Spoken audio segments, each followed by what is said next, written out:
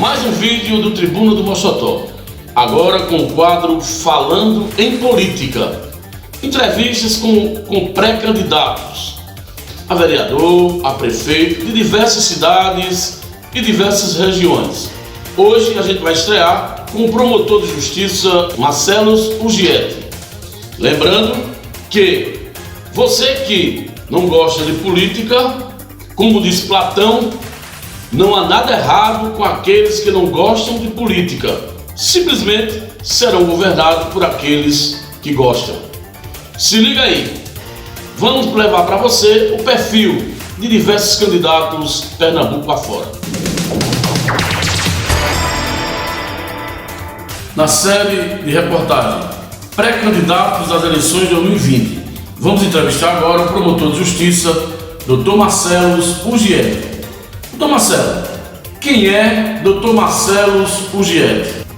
Oi, professor Ezequias, que prazer grande participar da sua ideia de falar com os candidatos, de trabalhar com os candidatos a vereador, a prefeito, no seu blog, publicar as ideias, os momentos, o que é que se faz. A sua pergunta é, quem é o Dr. Marcelo Ugietti?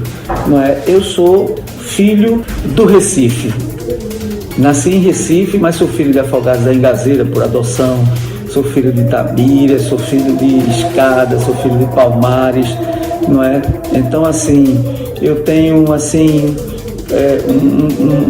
um ambiente muito bom no sertão de Pernambuco, não é?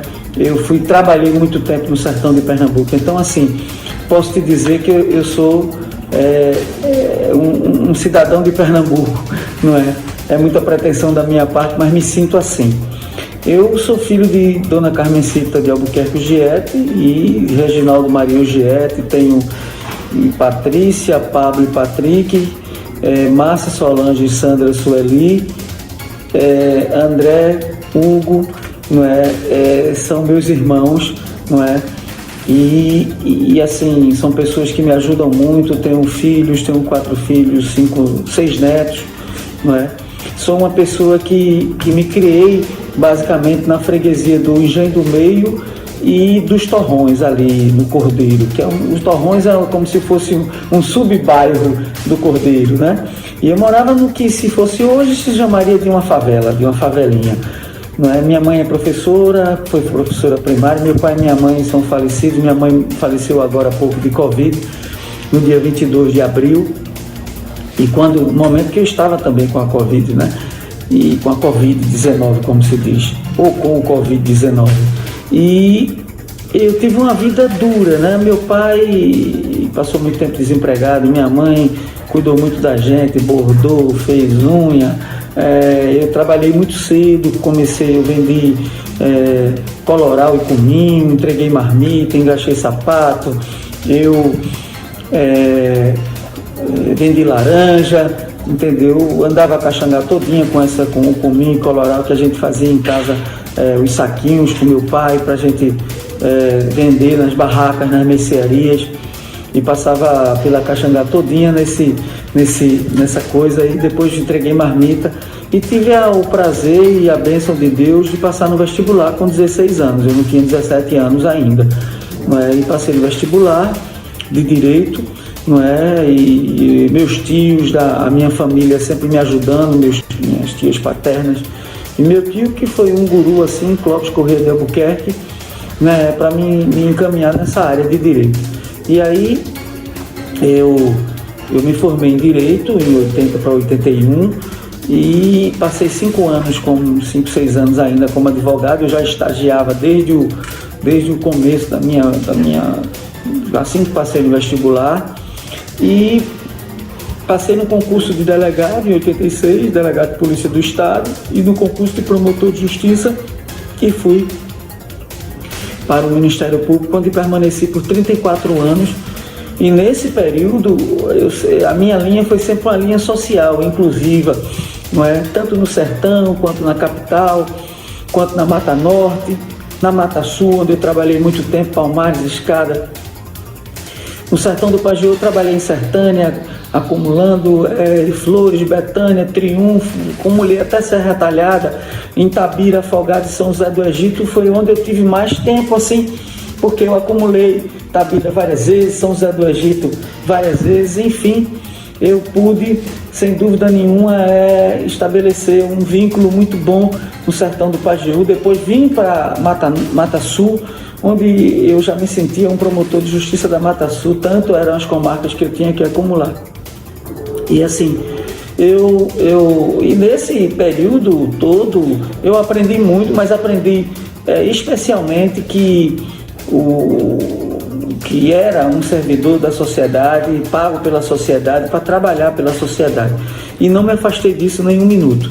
Não é? E algumas coisas, alguns projetos que até eram maiores do que a própria missão que eu tinha como promotor, eu consegui implementar em Escada, em São José do Egito, em Afogados da Ingazeira, trabalhando com a diaconia, indo sábado e domingo nos sítios falar do artigo 5º da Constituição, que será década de 90, início da década de 90, logo depois da Constituição Federal, trabalhar com a questão do menor, e eu me lembro que a gente criou uma associação do menor abandonado lá em São José do Egito, a AMA. Em Escada continuei com essa mesma ideia, e ali na Mata Sul, de trabalhar com a questão dos menores, não é? Das crianças e adolescentes, dessa vulnerabilidade que eles têm, principalmente das camadas mais carentes. E essa inclusão social, esse meu apelo por essa via, também eu trouxe para os 18 anos quase de execução penal, onde eu procurei estabelecer um vínculo com a Lei de Execução Penal, com a Constituição Federal e com aquilo que de melhor eu podia para que as pessoas pudessem reinserir socialmente de modo positivo. Então, assim, a minha luta, a minha causa, o dia a dia que eu tenho na minha vida toda foi sempre essa de trabalhar com essas causas sociais, seja como advogado, seja como promotor de justiça, e o que me levou a ser um promotor atuante, um promotor de justiça que, mesmo sendo de Pernambuco, que, apesar dos preconceitos que se tem com nordestinos e nortistas, eu fui convidado para ser membro da Comissão de Reforma e Atualização da Lei de Execução Penal no Senado Federal, fui subrelator naquela comissão que gerou o PLS 513, que atualiza e reforma a Lei de Execução Penal. Enfim, fui membro de um grupo de trabalho que lidava com o estudo e implementação da Lei 10.216 de 2001. Fui membro desse grupo de trabalho capitaneado pela uma doutora procuradora, doutora Gilda, que é pernambucana, procuradora da República, que era lotada em Brasília, e que a gente trabalhou junto com isso. Fui membro do CNPCP, onde fui relator em várias resoluções, inclusive a de números clausos. Participei da resolução que tratou da questão da droga no Brasil, participei da confecção da política criminal e penitenciária em um determinado período do nosso país. Enfim, pude conhecer as unidades prisionais de todo o Brasil nesse trabalho que fiz, não só na Comissão de Reforma da Lei de Execução Penal no Senado Federal, e éramos 11, depois passou a ser 13, mas efetivamente 11 pessoas participaram no Brasil todo dessa comissão, dessa que apresentou esse projeto de lei ao Senado Federal. E enfim, eu pude, sem dúvida nenhuma, dar minha humilde contribuição, mas com muita dedicação a muitas causas, né? E no meu trabalho aqui em Pernambuco, fui membro da comissão que discutiu o Código Penal na OAB, fui membro dessa comissão da OAB, fui membro da comissão da OAB também que discutiu o Código Penitenciário de Pernambuco, fui membro da Câmara de Articulação, onde levei diversas demandas, fui coautor do projeto de desencarceramento responsável com o semiaberto harmonizado, juntamente com o doutor André Silvani, que nos legou, e isso foi em 2013, 2014, mas que só foi implementado em 2017, em setembro com as mulheres, e em novembro para dezembro com os homens, e que até hoje funciona, que é justamente a possibilidade do reeducando ou ir reeducando em termos de trabalho externo, nem estando no semiaberto, poder sob via da monitoração eletrônica, não precisar voltar para a unidade prisional, o que fragilizava e não tinha muito sentido esse retorno, e o índice de reincidência é praticamente zero nesse modelo que adotamos e assim que colocamos, desde que está dentro desse projeto de desencarceramento responsável. Briguei muito, lutei muito para que a gente pudesse ter mais agentes penitenciários nas unidades prisionais, que a gente pudesse planejar as unidades prisionais do Estado, enfim. Então, lutei muito para que a gente pudesse tirar, primeiro, não ter o nosso complexo Itaquitinga, o complexo Itaquitinga, que era um erro, e na minha visão era um erro sim, de estratégia do Estado, e foi um erro realmente, e se transformou num erro, num problema para o Estado. O Estado precisou aportar para poder conseguir colocar preso lá dentro, que deu tudo errado, né? Entendeu? E a questão do Complexo do Curado, ali do Sancho, do Curado, daquelas comunidades ali que a gente brigou muito junto com outros atores, como o bispo diocesano do Recife, Olinda, né? Dom Fernando Saborido e outras pessoas que se aliaram à luta para que aquelas famílias não fossem retiradas ali naquele entorno do Complexo do Curado, que é a unidade absolutamente que fere todo e qualquer tipo que são unidades que ferem todo e qualquer tipo de enfrentamento com a lei e com a Constituição Federal e com as normas previstas nas resoluções do CNPCP, não é? Enfim, eu acho que a gente fez muita coisa, brigou muito por várias coisas, sempre me valendo de vários atores me acompanhando, porque ninguém faz nada sozinho, as pessoas que trabalharam comigo, as pessoas que compraram a briga nessas causas, não é assim, no sentido de nos ajudar. Então, meu viés foi sempre esse, da inclusão social e da educação e da forma de fazer. Fui coautor de uma cartilha com Sueli Dantas e Maria José e Jaqueline, chamada Alfabetizando para a Plena Liberdade. Isso foi muito importante para a gente, e essa cartilha a gente está lançando a segunda edição daqui a uns dias. Enfim, a gente tem uma história de muita luta, de muita dedicação, repito, sempre com a ajuda de Deus, é claro, com as ordens dele e a permissão dele e a ajuda dele, mas a ajuda de muita gente de boa vontade que nos ajudou em todas essas demandas.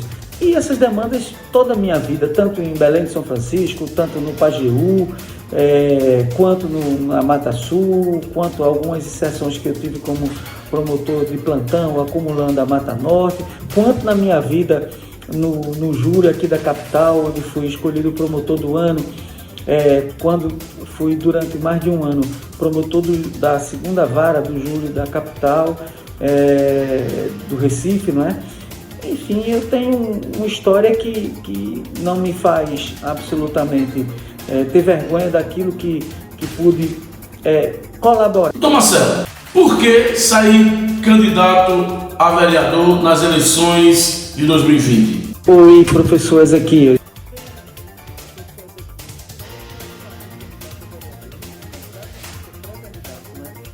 Mas eu fui levado por uma série de pedidos, eu estou falando com muita sinceridade. Começou com cogitações, como o doutor Hermes cogitava sempre. Eu encontrava pessoas na rua, alguns que me conheciam, outros que não me conheciam, mas seja candidato a vereador, a prefeito, a isso, aquilo, outro. Eu nunca cogitei isso. De uns 12 anos para cá, sempre de vez em quando alguém comentava sobre isso. De uns 3 anos para cá, isso se intensificou. E no ano passado, no final do ano passado para início desse ano, o doutor Gustavo, um advogado militante aqui em Recife e em todo o estado de Pernambuco, começou a me convidar. Alguns partidos me convidaram para ter uma conversa, uma coisa, mas mesmo assim eu não cogitava, não me passava pela cabeça essa ideia de ajudar a sociedade como num cargo eletivo como de vereador, por exemplo. E aí eu pedi muita orientação a Deus nesse sentido, pedi muito que Deus me ajudasse nessa decisão. Era importante para mim que Deus me ajudasse nessa decisão, para que eu pudesse efetivamente ter um norte, um horizonte. E aí um dos partidos, o PRTB, foi mais convincente comigo, e aceitou as minhas ponderações, as minhas posições, me colocou assim numa situação de mais conforto, e eu me filiei quase no penúltimo dia de filiação, e eles resolveram lançar minha pré-candidatura, e eu estou assim muito sensível a esse chamamento.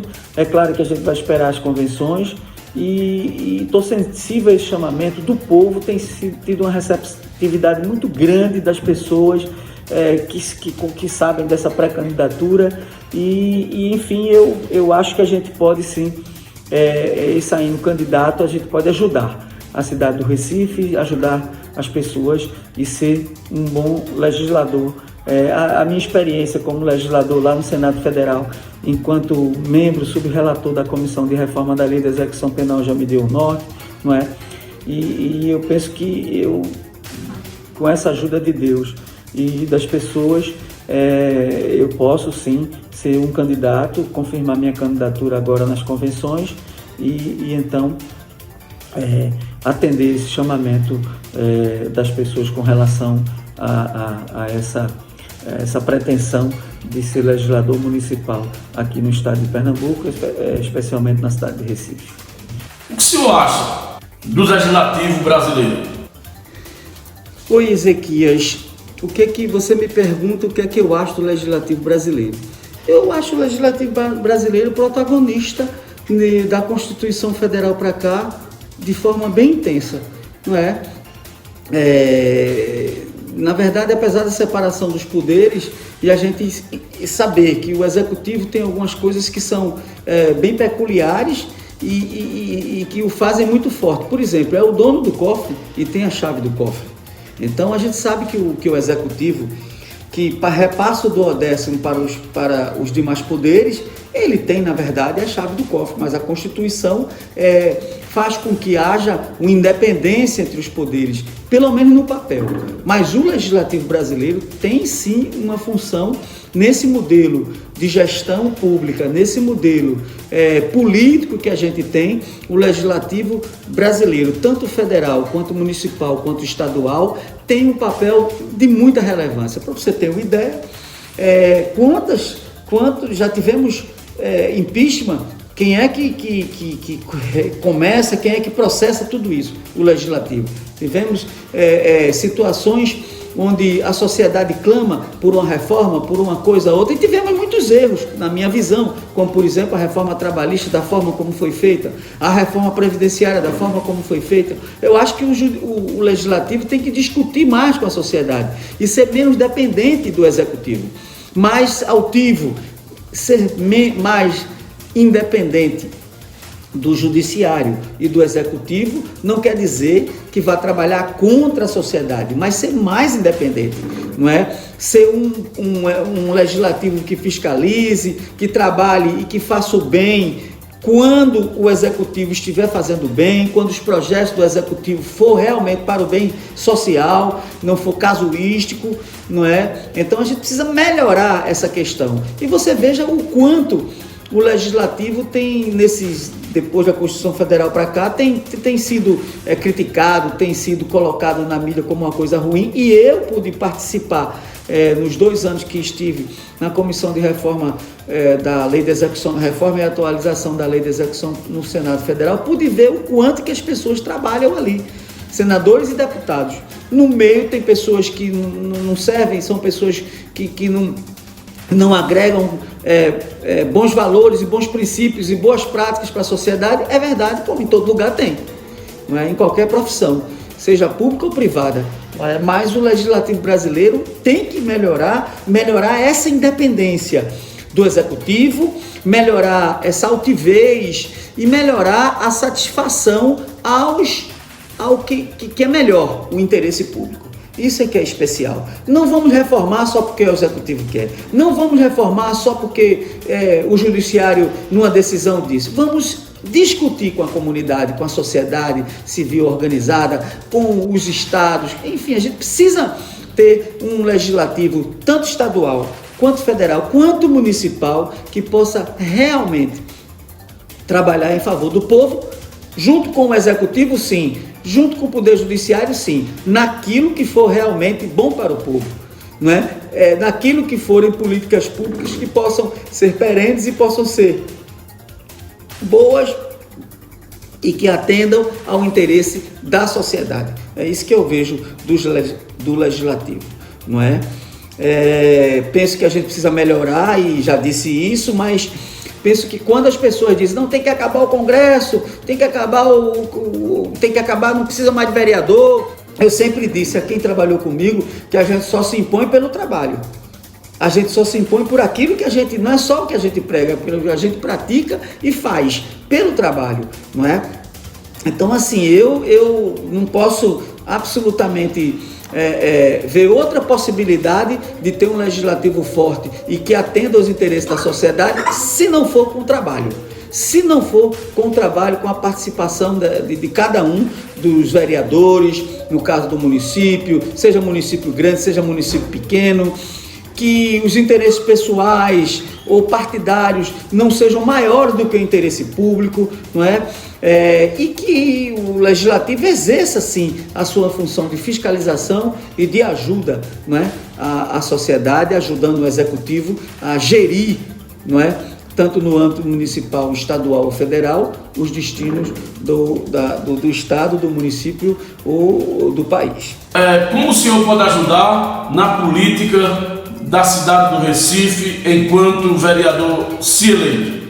Veja só, eu sempre tive como causa os desafios da vida, não é? Deus sempre foi muito presente na minha vida, da minha família, e isso eu não posso afastar. Então, eu tenho certeza que se Deus me colocou nessa batalha, se Ele me colocou como pré-candidato, permitiu isso, e as pessoas, e essa receptividade que as pessoas têm me dado, me mostram que eu posso, sim, ajudar a política na cidade do Recife. E eu penso que ajudar a política na cidade do Recife, caso seja eleito, é justamente ajudar as pessoas, cuidar das pessoas. E isso passa por inclusão social, isso passa por projetos que possam realmente ser perenes e de aperfeiçoamento da vida em sociedade. A gente não pode mais conviver com ruas que estão anotadas lá como calçada e que não tem. A gente não pode conviver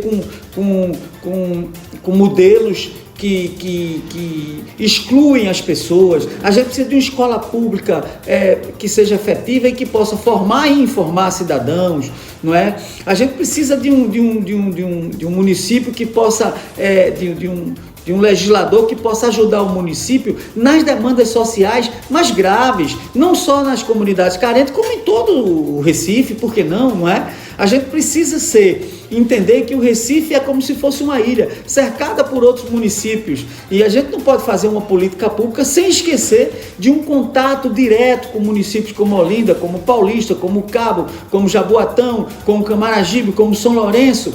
Por quê? Porque as políticas públicas, de tão próximos que somos, não podem ser um trabalhando de um jeito e outro trabalhando de outro jeito, porque a gente atravessa uma rua, já é o outro município. Muitas vezes, algumas políticas de inclusão social não funcionam. Por quê? Porque a pessoa tem um pé numa cidade e um pé na outra, e na outra cidade isso não se efetiva. Então a gente precisa compactuar, discutir políticas públicas para o Recife, sim, mas políticas públicas perenes. Tem que acabar com esse negócio de o governo começou a fazer determinada política pública, aí entra outro governo, pensa de outro jeito, já acaba com aquela, já começa outra, já dá uma cor diferente. Tem que acabar com essa vaidade, não é?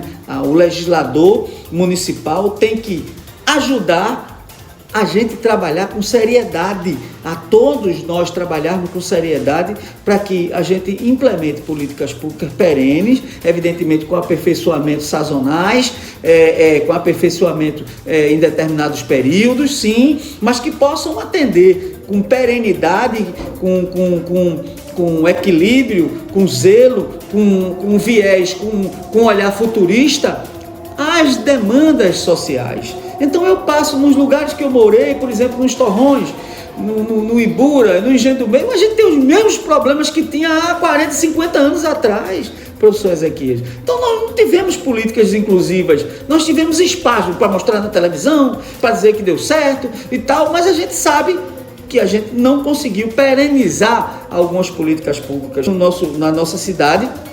E eu acho que uma das coisas que a gente precisa pensar, não é, é justamente essa aliança entre os municípios circunvizinhos e o município do Recife, para que a gente possa ter realmente políticas públicas que sejam efetivas e que possam trazer ganhos para a sociedade, resultados positivos para a sociedade, não apenas naquele momento, daquela gestão, daquela legislatura, mas em toda a vida da sociedade, que a gente não veja mais crianças na rua, da droga, a questão da droga, a questão da criminalidade, da violência. Mas a gente acha que comprando carro a gente resolve, carro para a polícia, acha que botando mais policial a gente resolve, aí resolve naquele instante, mas evidentemente que a gente não resolve as causas, a gente combate só os efeitos. Eu acho que o legislador, e meu objetivo, se for eleito, evidentemente, é ajudar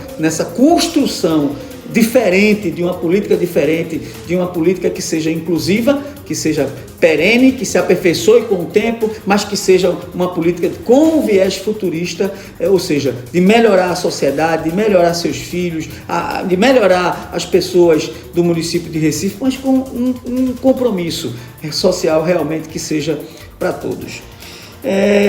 A política brasileira, a gente tem tido, evidentemente, momentos muito ruins, não é? Mas o que me impressiona é que a gente vai se aperfeiçoando com esses momentos ruins.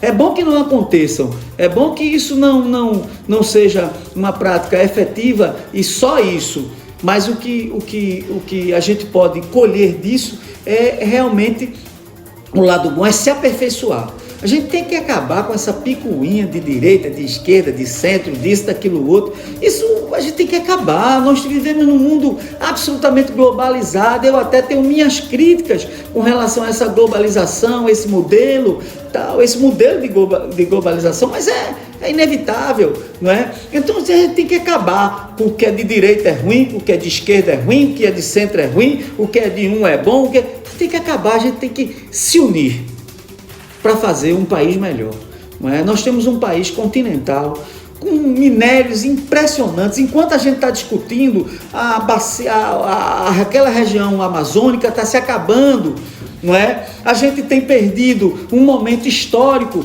de registrar, de formalizar a retirada dos minérios, tanto na região do Pará, como na região da Amazônia mesmo, em toda aquela região da Amazônia, e isso colher frutos, colher frutos para a sociedade.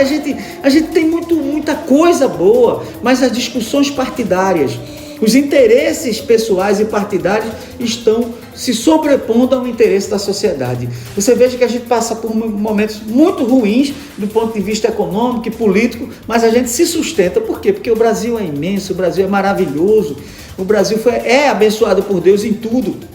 Agora, é preciso que os homens deixem, além da corrupção, além da nojeira que se vê e que a gente tem sofrido na história do Brasil, não é de agora, que isso não se inventou agora, é desde o Império, desde os primeiros momentos da República, mas a gente vai convivendo, resolve um problema aqui, resolve um problema ali, mas a gente tem condições de cessar com isso, tem condições de fazer uma sociedade mais justa, mais igual, em todos os níveis. Temos sim condições para isso, temos meios econômicos para isso, a gente precisa só acabar com essa vaidade, acabar com essa briga, acabar com esse modelo de política onde, se você tiver certo, mas eu sou seu adversário político, eu quero lhe acabar, eu faço tudo para lhe derrotar, para acabar com o seu projeto, para acabar com o seu... Meu Deus, a gente não pode. Então é como se a gente estivesse matando cada pessoa a cada momento, não é? Então muitas mortes, muitas situações que a gente vive de pobreza, de inanição, de injustiça social, tenha certeza que passa por esse Estado que eu chamo o Estado como cúmplice das coisas ruins. Então, eu penso que a gente tem que, essa política nacional, ela tem que mudar para que o Estado deixe de ser cúmplice do mal. E aí, doutor Marcelo, como pré-candidato, nós gostaríamos que o senhor deixasse sua mensagem para seus amigos, aqueles que lhe convidaram para entrar na vida pública. Qual a mensagem que você deixa para os recifenses nesse momento? Essa mensagem da paz. Eu acho que a gente tem que fomentar a paz, fomentar o amor, a solidariedade, o respeito às pessoas que pagam os impostos, que vivem num Brasil desigual, não é? E o meu caminho em sendo candidato e eleito é justamente lutar pela igualdade social, pela inclusão social, pelo respeito aos direitos. E os direitos são para todos.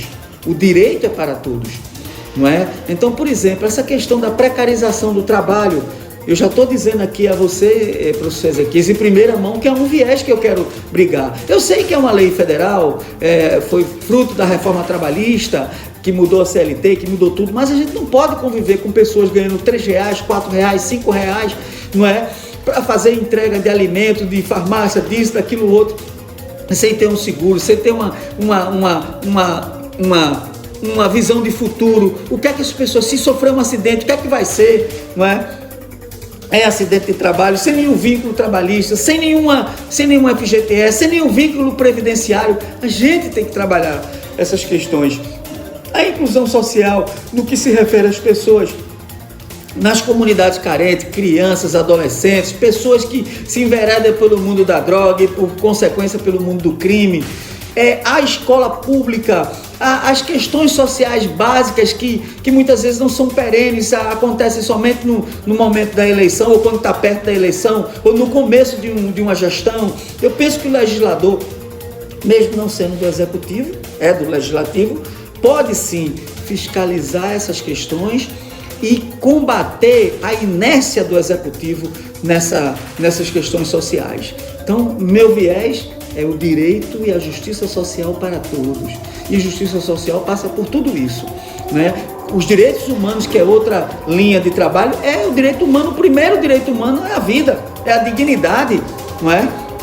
Então, a dignidade passa por ter trabalho, por ter escola, por ter saúde, por ter educação, por ter segurança pública, por ter lazer, não é? Por não ter a criança com fome no meio da rua, não é? Por quanto tempo tem isso e a gente não tem políticas públicas? Por não ter crianças se enveredando pelo mundo do delito, por conta da droga, por conta do apelo do traficante, da pessoa que rouba, da pessoa que furta, enfim, por necessidade, não é? Onde a gente vê, se faz um caminho, mas um caminho calçado, mas você passa num lugar desse, não tem saneamento básico, que é importante, inclusive, para a saúde, e por que não, né? Cuidar disso, né? Enfim, a gente precisa ter essa visão futurista de cada instante, de cada momento, de cada passo, de cada prática que o legislador, ou um prefeito, ou um governador, ou um presidente da República dá no seu mistério. Então, o meu viés como candidato, se for eleito, é justamente ter essa preocupação e um compromisso com tudo isso. Eu acho que a gente não vai poder fazer tudo, mas a gente vai poder fazer muito se a gente levar a mensagem à sociedade, comprar essa mensagem, não é? E a gente poder praticá-la no dia a dia de uma legislatura, seja na Câmara Municipal ou de qualquer legislador estadual ou federal, ou mesmo qualquer pessoa que esteja assumindo o executivo. Penso que é assim que a gente pode melhorar o nosso país, o nosso município primeiro, que é a base de tudo, não é? O nosso estado, o nosso país, também a União, não é? E assim, com a Constituição Federal, o município sempre passou a ser ainda mais importante como base de tudo. Então é importante que a gente veja isso, tanto o município grande como o Recife, como o município pequeno, não é? Mas no sertão, ou na área norte ou na área sul do nosso estado, enfim, no agreste. É preciso que a gente entenda que ser vereador é estar próximo do povo e de vivenciar aquelas agruras, as dificuldades, os desafios, as demandas, as necessidades do povo e trazê-las à tona com responsabilidade, não é? É assim que penso. Obrigado, professor Ezequias, por esse instante, por essa oportunidade. Que Deus te abençoe sempre, que Deus te abençoe muito, tá? Um grande abraço a você, aos seus leitores, aos seus ouvintes, né? Que você continue com esse trabalho informativo, que faz muito bem a todos. e a todas. Um grande abraço. Se você gostou do nosso vídeo, se inscreva em nosso canal e ative o sininho para receber notificação e notícias da Sertânia que você não conhece.